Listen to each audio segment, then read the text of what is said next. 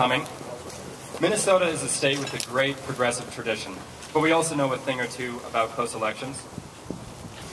While there certainly is a great deal of support for the president here, and we've seen it on the ground time and time again, we're not taking anything for granted.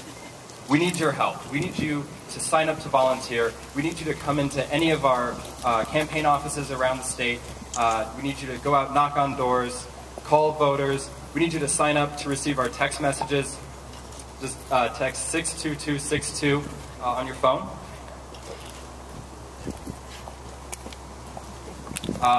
This is a great start, but this is just the first step. We need you to stick with us over the next couple of months so that we can make sure that the Obama-Biden team gets another 4 years to finish the great work that they've started.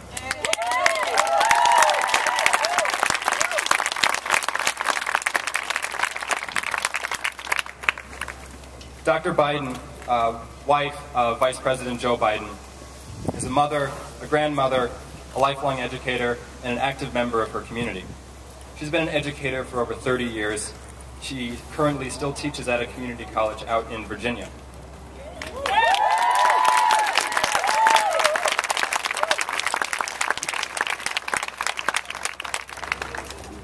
As Second Lady, Dr. Biden works to bring attention to the sacrifices made by military families, to highlight the importance of community colleges to America's future, and to raise awareness around areas of particular importance to women, including breast cancer prevention, all while continuing to teach English full-time. We're honored to have us here today. Please join me in welcoming Dr. Jill Biden.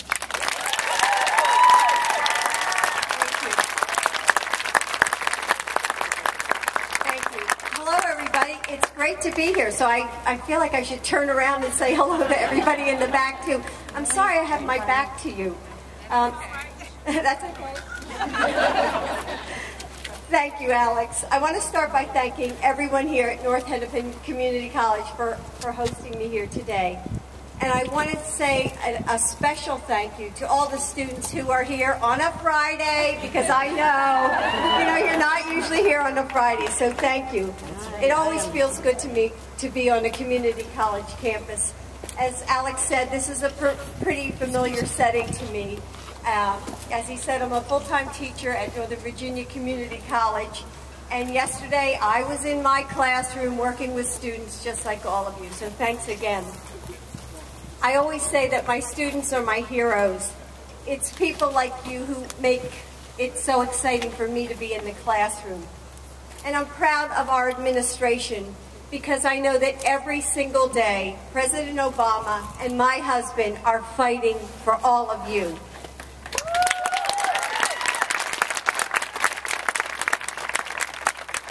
As President and Vice President, Barack and Joe are working hard to invest in education and make it easier for young people to afford college.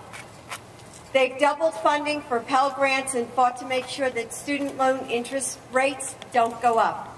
And they are giving students the right to repay their loans at a fixed percentage of their income, so that their loans are never more than they can afford to pay. Imagine how much easier that will make it for graduates to take jobs that they love rather than jobs that they're just taking for the money. Community colleges are a cornerstone of our educational program. The President has a plan to train 2 million workers through partnerships between businesses and community colleges so the workers can get the skills that they need to fill existing jobs. So I want all of you to know that the President, the Vice President, and this entire administration believe that community colleges are a vital part of our country's present and our future.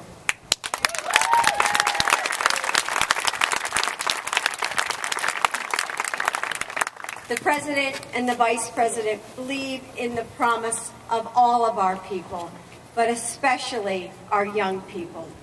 So they've got your back. So now it's time for you to get theirs.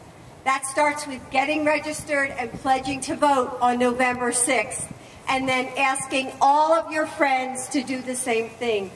You can find out all the information that you need on our website, Gotta Vote and GottaRegister.com.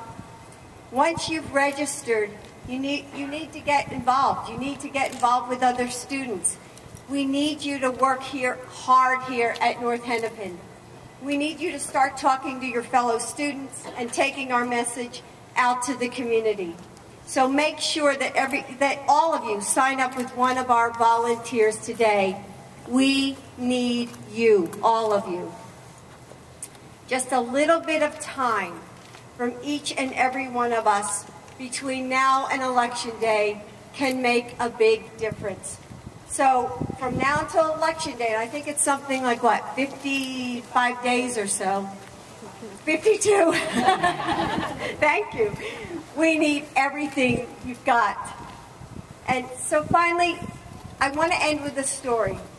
Last week, I was in North Carolina at the Democratic Convention, and I had a chance to introduce my husband. But before I went out on stage, there was a young woman named Angie who came and told her story. Angie is just 19 years old, like so many of you that I see here today. She grew up in a family where getting by was, was really a struggle. And she never, ever thought that college was an option for her. But Angie was able to enroll in a community college in Florida. I met her earlier this year, and I was amazed by how she's already making her mark on the world. She's serving in student government, tutoring other students, and pursuing her dream of giving back to those around her by becoming a social worker. I'm sure that there are many, many stories just like hers right here today. And there are millions of young people with hopes and dreams just like Angie's all across this country. And in this election, you've got a choice. Whether we're going to tell students like Angie, students like all of you, that you're on your own, or whether you're going to say that we're going to be all in this together and everyone deserves a fair shot. We know where President Obama stands. We know where Joe Biden stands. And this November, I want to ask all of you to stand with them. Because at the end of the day, it's just not the two of them that are going to move this country forward. It's young people like you who are getting involved, going out to vote, and moving us forward. So thank you, all of you students, for being here today. Thank you to my colleagues here at the community college. Thank you for coming out and supporting me. I really appreciate it. Thanks.